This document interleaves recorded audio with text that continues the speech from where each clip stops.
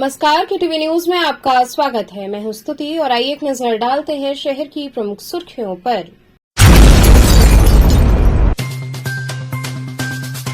वाराणसी आए कैबिनेट मंत्री दारा सिंह चौहान ने कहा, प्रधानमंत्री के नेतृत्व में पुनः बनने जा रही सरकार।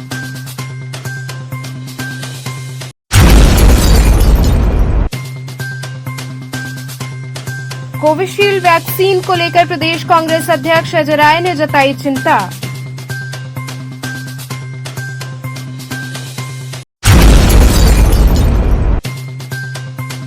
सेंट केसी मेमोरियल इंग्लिश स्कूल में विभिन्न हाउस के विद्यार्थियों के अलंकरण समारोह का हुआ आयोजन।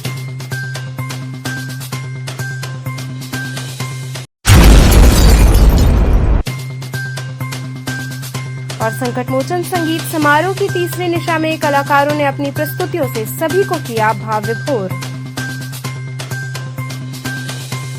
और अब खबरें विस्तार से। कैबिनेट मंत्री दारा सिंह चौहान वाराणसी आए, मीडिया से बातचीत में कहा, प्रधानमंत्री के नेतृत्व में पुनः सरकार बनने जा रही है।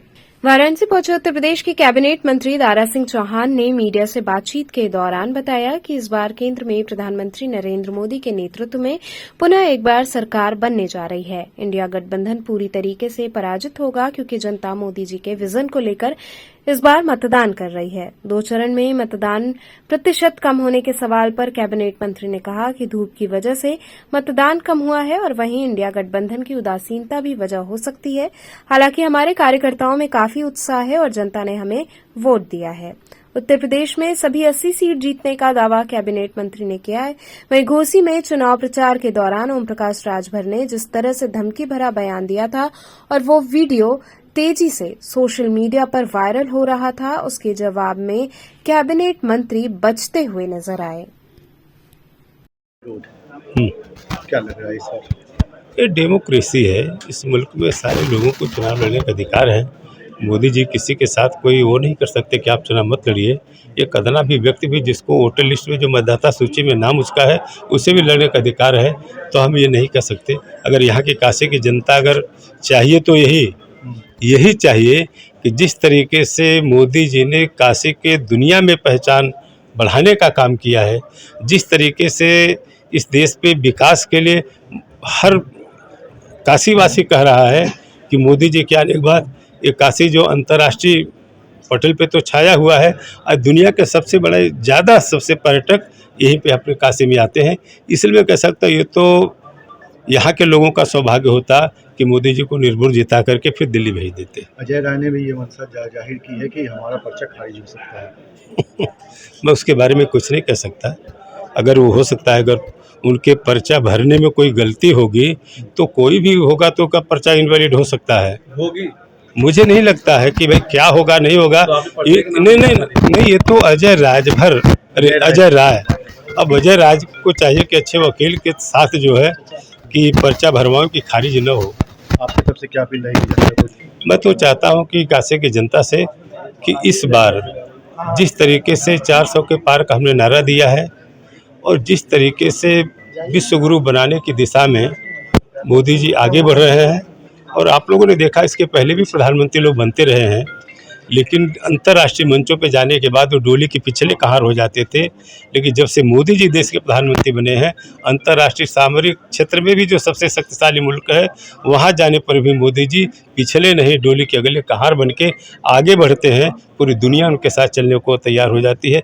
इसलिए मैं कह सकता हूँ कि काशी के वासी अगर फिर विश्व गुरु बनाने की दिशा में हम जिस तरीके से मोदी जी आगे बढ़ रहे हैं, एक मत जो है कमल की बटन दबा करके मोदी जी को लाखों लाख ऐतिहासिक जितवा करके फिर मोदी जी को तीसरी बार प्रधानमंत्री बना। कोविशील्ड वैक्सीन को लेकर प्रदेश कांग्रेस अध्यक्ष अजय राय ने चिंता जताई। वहीं तंज कसते हुए कहा कि प्रधानमंत्री ने देशवासियों की जान का सौदा किया।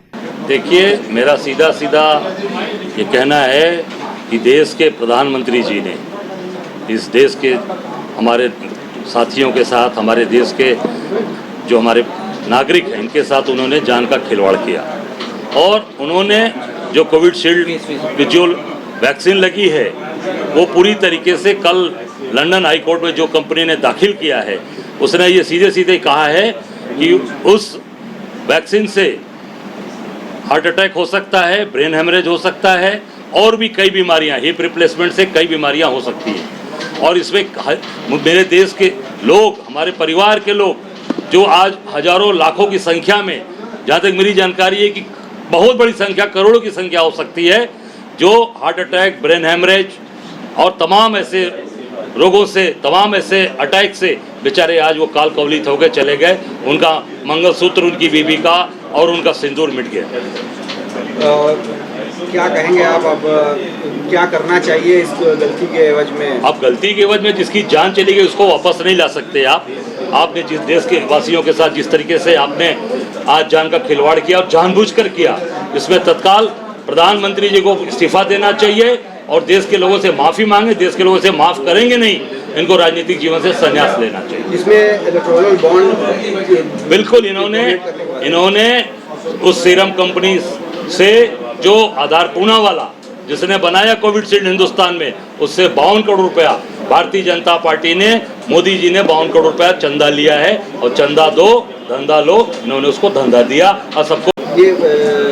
ये बताइए कि अब उन्होंने सिंदूर सोचने और मंगलसूत्र तक नीलाम करने की बात कही थी, और उसको लेकर क्या कहेंगे? तो कह रहा हूँ ना कि भाई जितने लोग आज ये कोविशील्ड आपने लगवाया, जिस तरीके से लोगों के परिवार उजड़े, हमारे बनारस के कई पत्रकार, कई हमारे वकील, कई डॉक्टर्स, कई बिजनेसमैन, कई उतने साधारण लोग, कितने लोग बेचारे जश्न मनाते, घर में शादियां हैं, जश्न मना रहे हैं और उनके घर में मातम हो गया, वो बच्चा गिर गया, वो मंच पर, स्टेज पर दूल्हा दुल्हन को आशीर्वाद देने गया, मंच पर गिर गया। डॉक्टर आईएमए के अंदर एक्सरसाइज करने गया, आईएमए के अंदर गिर गया। हमारे पत्रकार साथी आज अपना काम करते करते वो गिर गए। कितने साथी, मैं तो समझता हूँ कि पूरी तरीके से लोगों का मंगलसूत्र आपने पूरे उनके परिवार का, उस बेचारी पत्नी का जो आज उसका मंगलसूत्र उतर गया, उसको उतारना पड़ा, उसका सिंदूर मिटा, ये इसके जिम्मेदार कौन है? आप बड़ी बड़ी बात बोलते हैं, निश्चित तौर से इसके जिम्मेदार आप हैं, जो आपने अपनी बड़ी बड़ी फोटो लगवाई है। ये देख सकते हैं कि ये बड़ी बड़ी फोटो इन्होंने लगा रखी है, ये सर्टिफिकेट के साथ इनकी फोटोज पूरी चली हैं। और इन बिना इस फोटो के आप इस सर्टिफिकेट वगैरह आप कोई काम नहीं कर सकते थे। चाहे आप तनख्वाह लेना हो, चाहे जहाज में जाना हो, चाहे एयरपोर्ट में आपको रेलवे में जाना हो, चाहे अकाउंट खोलना हो, बिना मोदी जी की तस्वीर लगे, बिना ये कोविशील्ड का सर्टिफिकेट लिया आप कोई भी काम नहीं कर सकते थे। चुनाव में मंचों पे भी ये मुद्दे उठेंगे? बिल्कुल उठेंगे। अब ये आम जनता की बात है, क्योंकि तमाम हिंदुस्तान के मुझे लगता है कि 100 करोड़ से ऊपर लोगों को आपने वैक्सीनेशन उसमें सारी जो पंजीकरण कराया है, ज़्यादातर लोगों ने कोविशील्ड। तो आपको, और सबसे बड़ी बात, इसमें जो संस्था IMSCR, उसको इसका जवाब देना चाहिए कि जो कल उन्होंने दाखिल किया है कंपनी ने, उसका जवाब तत्काल आए। देश के लोग घबराए हैं, डरे हैं, उनका डर दूर हो। क्योंकि सेंट केसी मेमोरियल इंग्लिश स्कूल में विभिन्न हाउस के विद्यार्थियों के अलंकरण समारोह का आयोजन हुआ। सेंट केसी मेमोरियल इंग्लिश स्कूल व SBSS इंटर कॉलेज सूरजकुंड में वर्ष 2024-25 के लिए विभिन्न हाउस के बच्चों का अलंकरण समारोह उन्हें बैच प्रदान कर किया गया। इस अवसर पर सर्वप्रथम विद्यालय के प्रधानाचार्य रविनंदन तिवारी व प्रबंधक तृप्ति तिवारी ने विद्यालय के संस्थापक स्वर्गीय डॉ कैलाश चंद्र शर्मा की मूर्ति पर माल्यार्पण किया व विद्यालय की पूर्व अध्यक्ष स्वर्गीय डॉ गायत्री अवस्थी शर्मा के चित्र पर माल्यार्पण किया। इसके पश्चात विद्यालय के प्रधानाचार्य रविनंदन तिवारी व प्रबंधक तृप्ति तिवारी ने बच्चों को बैच पहनाकर उनके दायित्वों हेतु जिम्मेदारी सौंपी, उन्हें उनके पद एवं गोपनीयता की शपथ दिलाई। इस अवसर पर विद्यालय के समस्त शिक्षकगण व छात्र छात्राएं उपस्थित रहे। समस्त कार्यक्रम का संचालन श्रेया कुमारी ने किया।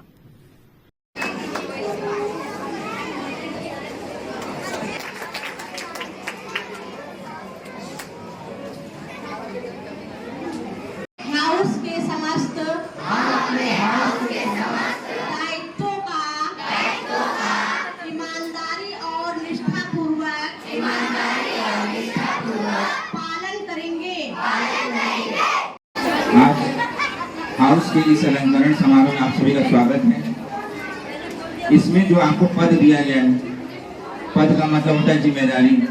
ऐसा नहीं कि हम हेड बॉय बन गए तो हम सीनियर हो गए, मतलब आपके ऊपर और जिम्मेदारी आ गई। आपको जिम्मेदारी आ गई अपने क्लास को संभालने की, अपने हाउस को संभालने की, अपने स्कूल को संभालने की। इसी तरह से ये पद सभी को मिला है। अगर हमें प्रिंसिपल से मिला है तो हमारे ऊपर जिम्मेदारी है इस स्कूल को संभालने के लिए। अगर टीचर्स हैं तो उनको संभालने की जिम्मेदारी अपने क्लास की है, और आपको अपने स्टूडेंट हैं तो आप हेड बॉय हैं तो अपने क्लासमेट को संभालने की जिम्मेदारी है। कहीं गंदगी है तो उसको देखिए, बता दीजिए, उसको साफ करा दिया जाएगा। ये सब सारी जिम्मेदारियां हैं, और क्लास में डिसिप्लिन मेंटेन करना ये सबसे बड़ी जिम्मेदारी हेड बॉय और हेड गर्ल की है। और कैप्टन इसको ध्यान देंगे कि आगे उनको क्या करना है, इसके लिए कोऑर्डिनेटर से बात कर लेंगे। धन्यवाद। संकट मोचन संगीत समारोह की तीसरी निशा में कलाकारों ने अपनी प्रस्तुतियों से भक्तों को भाव विभोर किया। संकट मोचन संगीत समारोह की तीसरी निशा में कई कलाकारों ने अपनी प्रस्तुतियों के माध्यम से हाजिरी लगाई और बाबा को नमन किया। सोमवार को प्रथमार्ध की 4 प्रस्तुतियों में 2 ऐसी रहीं जो इस निशा की जान बन गईं। पंडित रतन मोहन शर्मा की गायकी में जसराज जी की झलक पाकर श्रोताओं का हौसला बढ़ा दिखा। वहीं कश्मीरी तंत्र वाद्य संतूर पर पंडित अभय सोपोरी ने सोपोरीबाजी की बारीकियों और खूबसूरती में निखार लाने की हिम्मत दिखाई। 23 साल से बाबा के दरबार में हाजिरी लगा रहे अभय ने 12 वर्ष बाद पखावज की जगह उस्ताद अकरम खान के तबले की टनकार के साथ अपने संतूर के सुर मुखर किए। काशी के डॉक्टर वीरेंद्र नाथ मिश्र ने सितार वादन कर लोगों को खूब प्रभावित किया। उन्होंने रात्रि के पहले प्रहर के राग बागेश्वरी की अवतारणा की। आलाप में आरोही अवरोही स्वरों के बीच तारतम्यता श्रोताओं को परिपक्वता की ओर बढ़ती हुई महसूस हुई।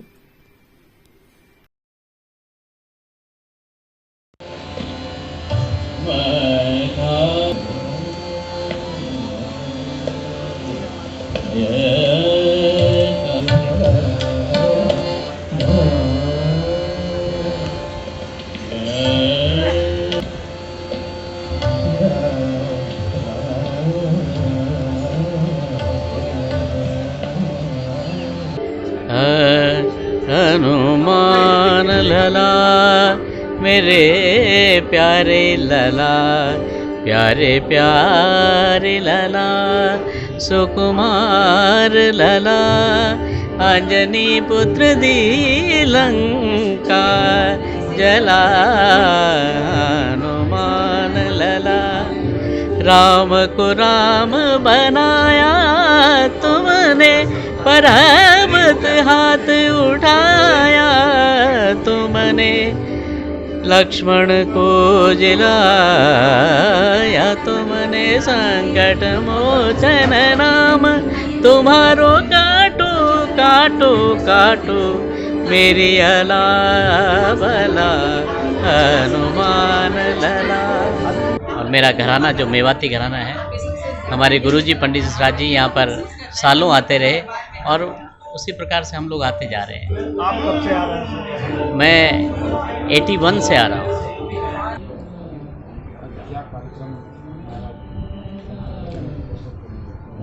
आज मैं राग नंदकोंस बजा रहा हूँ, और नंदकोंस में पहले आलाप जोड़, टिपिकल जो हमारी सोपोरी शैली है, मेरे फादर साहब की शैली पंडित वचन सोपोरी जी, तो उसमें आप अलग अलग रंग देखेंगे।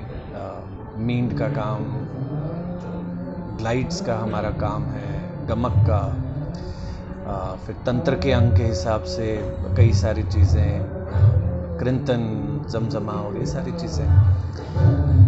फिर आलाप जोड़, उसमें बोलों का काम, छंद का काम।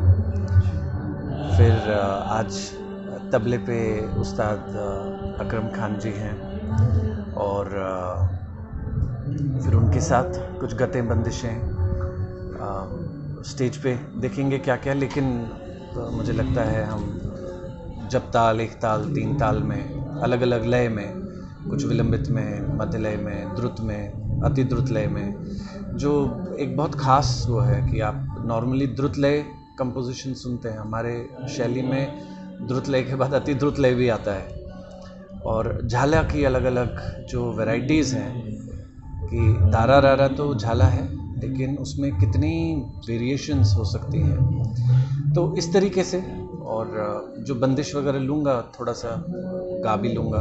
हमारे इतने सुनने वाले हैं वाराणसी में, और ये जो दरबार है, तो ये तो महज एक म्यूज़िक फेस्टिवल नहीं है और एक आर्टिस्ट के लिए बहुत बड़ी बात है यहाँ आना, और मैं पिछले ऑलमोस्ट 23 साल से आ रहा हूँ। कैसी अनुभूति हो रही है? मुझे बहुत अच्छा लग रहा है। मुझे लगता है मैं क्या, किसी भी आर्टिस्ट के लिए, जैसे मैंने कहा, संकट मोचन समारोह में आना बजाना, एक तो बाबा का आशीर्वाद मिलता है, वो तो अलग है, लेकिन जो यहाँ श्रोता हैं वो गुणीजन हैं, वो राग की ताल की बारीकियाँ समझते हैं। तो कोई भी कलाकार जब बजाता है तो वो उस डेप्थ में बजाता है, क्योंकि हमें मालूम है सामने वो उसको अंडरस्टैंड करने वाले लोग हैं। तो वो अपने आप में एक अलग अनुभूति होती है, और दरबार में बजाना तो एक आशीर्वाद है भगवान संकट मोचन का। यहाँ रुकेंगे एक छोटे से ब्रेक के लिए। आप बने रहिए KTV के साथ।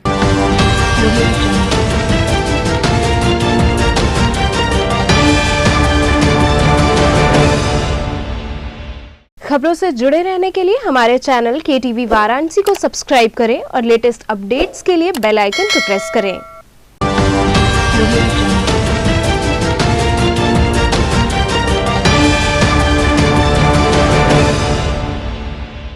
ब्रेक के बाद आपका स्वागत है। ऑर्किड इंटरनेशनल स्कूल में आयोजित छात्र अलंकरण समारोह में बच्चों को पद एवं गोपनीयता की शपथ दिलाई गई।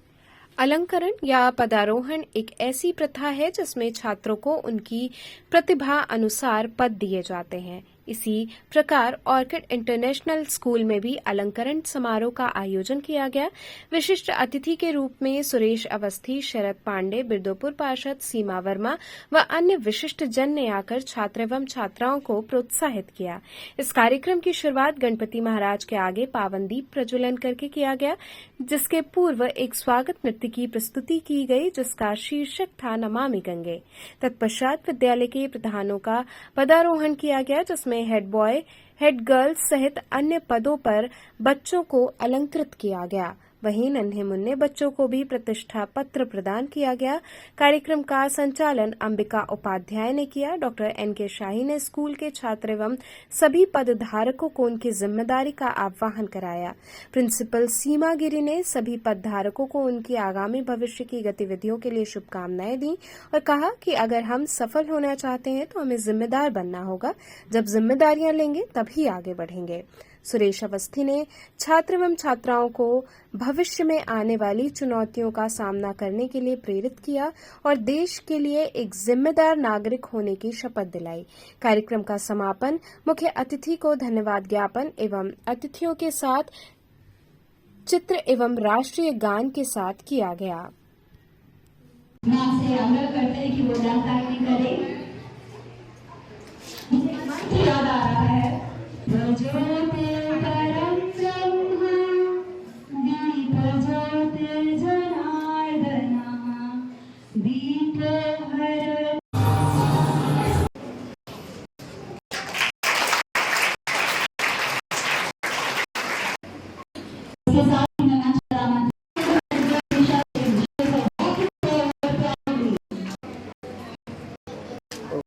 पढ़ने के साथ साथ लीडरशिप क्वालिटी भी आनी चाहिए आपके अंदर।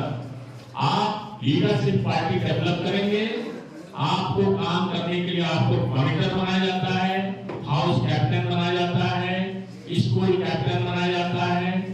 तो ये सब चीजें जिम्मेदारी इसलिए दी जाती है कि आप सीखें कैसे हम अपने दोस्तों के साथ, अपने मित्रों के साथ कैसे हम बिहेव करना है, उनको कैसे अच्छे रास्ते पर लाना है। बात समझ आई? तो आज आप सब लोग हमारे बीच जो वरिष्ठ लोग उपस्थित है उनका आशीर्वाद लेंगे। सभी लोग आशीर्वाद लेंगे ना? हाँ, हम सब लोग आशीर्वाद लेंगे और उनकी बातों को सुनेंगे और आगे का कार्यक्रम देखेंगे। आज मैं आपसे यही कहूंगा, इस देश के जो प्रधानमंत्री हैं, देश को इतने अच्छे ढंग से चला रहे हैं, आप भी अच्छा से मेहनत करिए, खूब मेहनत करिए और उनके सपोर्ट में देश के अच्छे नागरिक बनिए, किसी अच्छे पद पर जाइए जिससे देश की सेवा होगी। आप आज से मेहनत करना शुरू कर दीजिए, आप देश के अच्छे नागरिक बनेंगे और कल देश की सेवा आप भी करेंगे। ये हो सकता है किसी में से कोई प्रधानमंत्री तैयार हो जाए, कौन जानता भविष्य। इसलिए खूब मेहनत से करिए, अपने क्षेत्र में खूब पढ़ाई करिए और अंत में ज्यादा समय न लेकर के हम उन सभी जो यहाँ पर आगंतुक अभिभावक आगंतुक जो गणमान्य व्यक्ति आए हैं उनको हम सादर नमन करते हुए और आशा करते हैं कि आप लोग, हाँ एक बात छूट गई,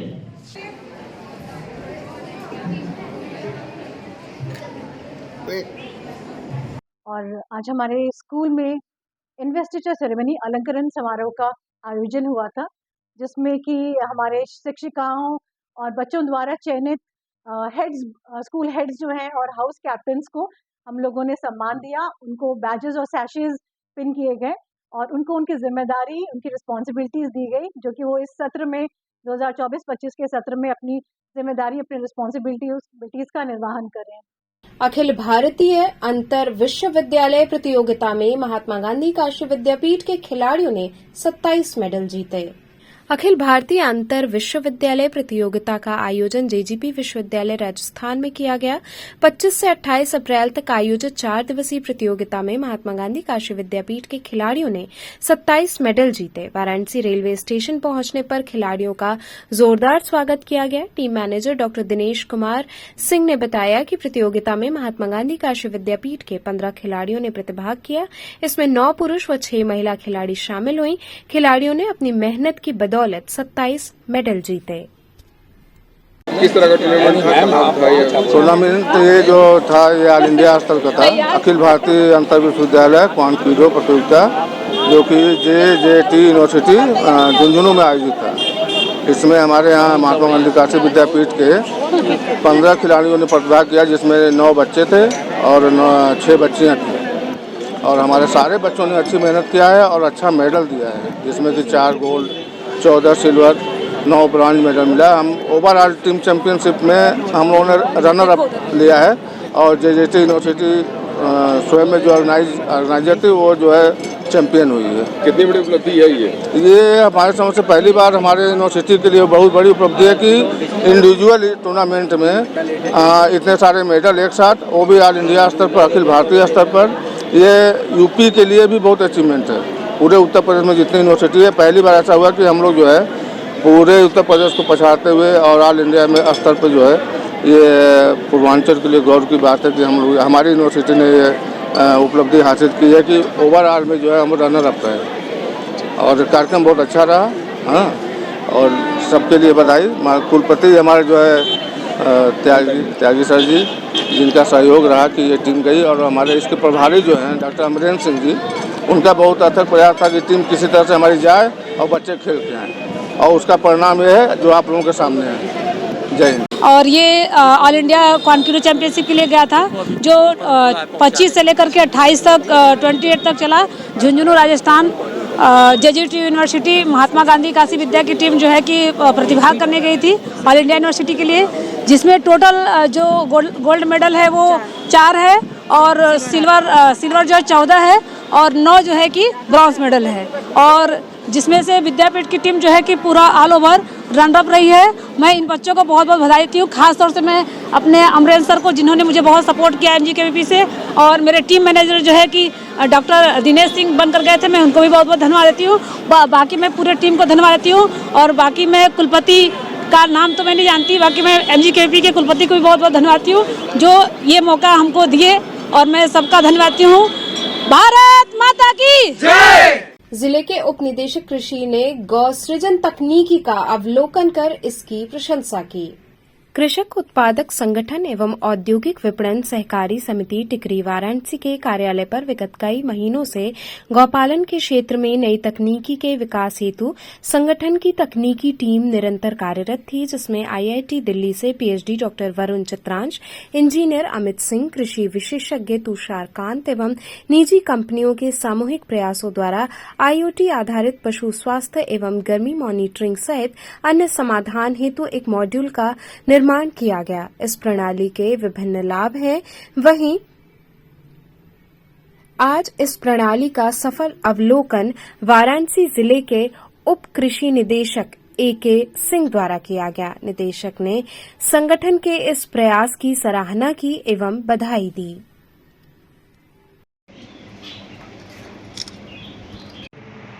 पढ़ेंगे फिर आप लोग उसी में दोहराना। ये हम लोग जब से गोपालन में आए तब से हम लोगों को समस्या आ रही थी कि कभी कभी कोई गाय बीमार हो गई तो उसको हमको तब पता चल रहा था जब स्थिति उसकी कुछ ज़्यादा ही खराब हो जा रही थी, क्योंकि जो भी हमारे केयर टेकर थे वो उतना ध्यान नहीं दे पा रहे थे। तो हम लोगों को लगा ये समस्या सिर्फ हमारे यहाँ नहीं, जितनी भी बड़ी डेयरी चल रही है और पशुपालक जितने भी हैं उनको ये समस्या आ रही होगी।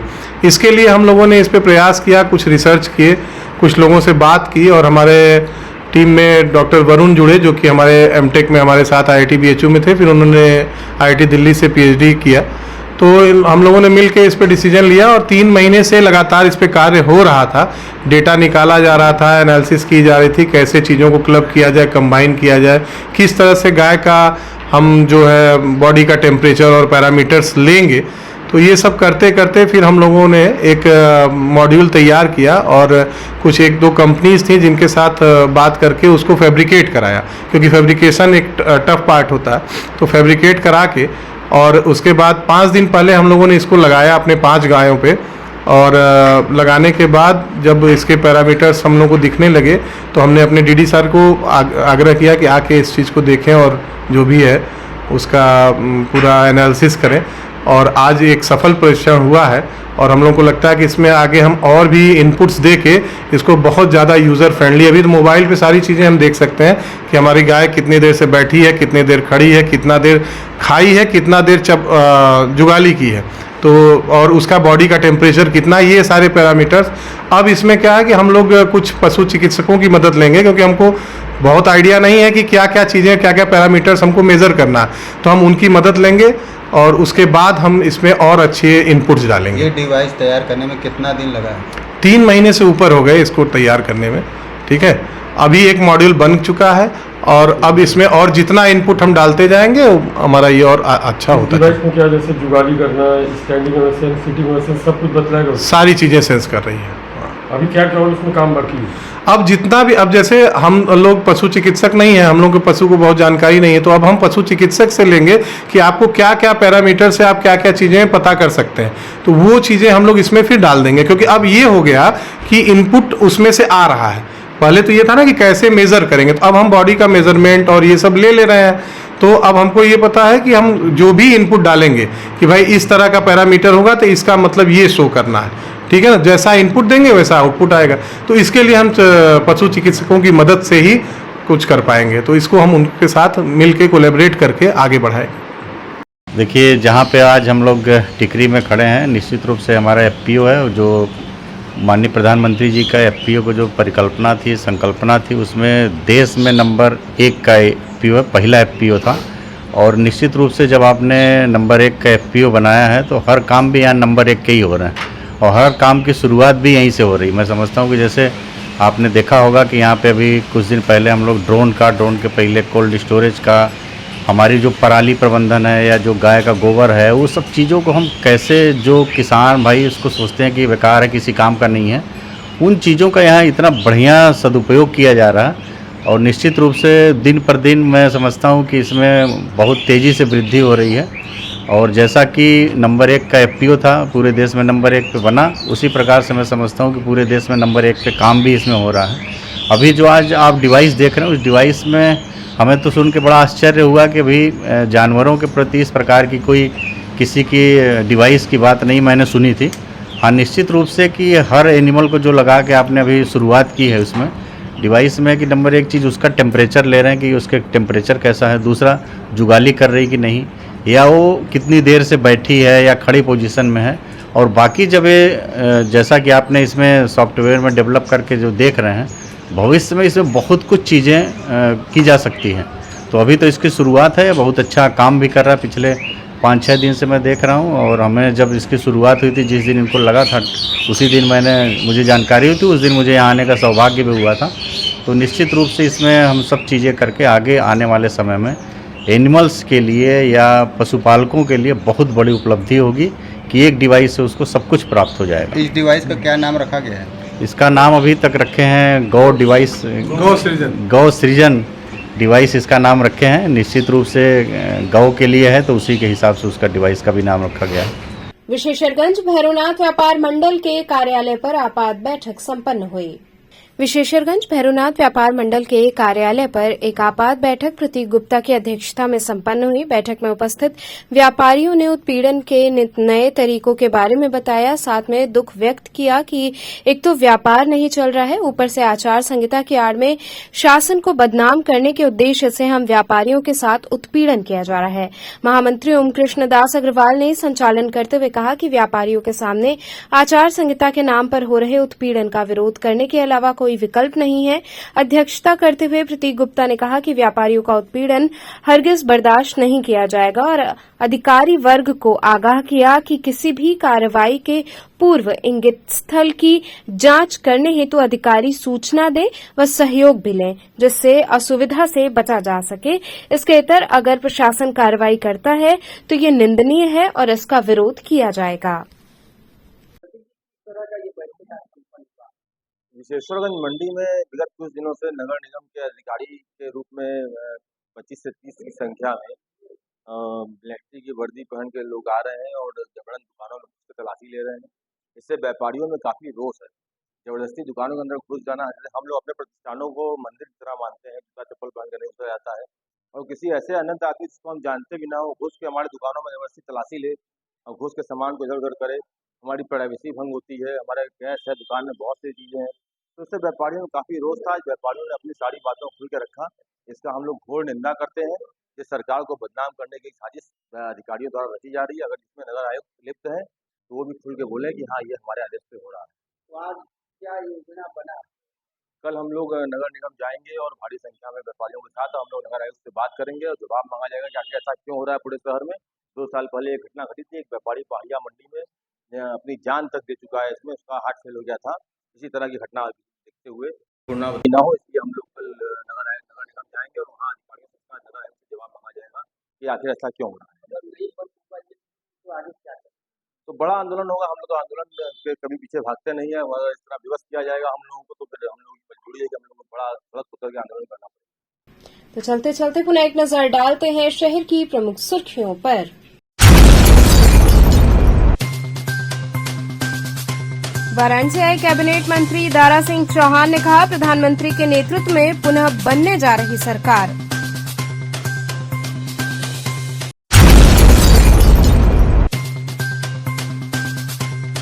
कोविशील्ड वैक्सीन को लेकर प्रदेश कांग्रेस अध्यक्ष अजय राय ने जताई चिंता।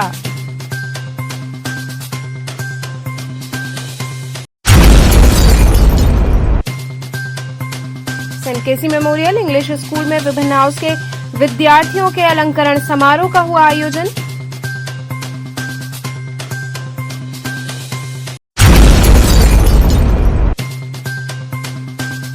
और संकटमोचन संगीत समारोह की तीसरी निशा में कलाकारों ने अपनी प्रस्तुतियों से सभी को किया भाव विभोर। तो ये थे आज के समाचार। कल फिर होगी मुलाकात, तब तक के लिए नमस्कार।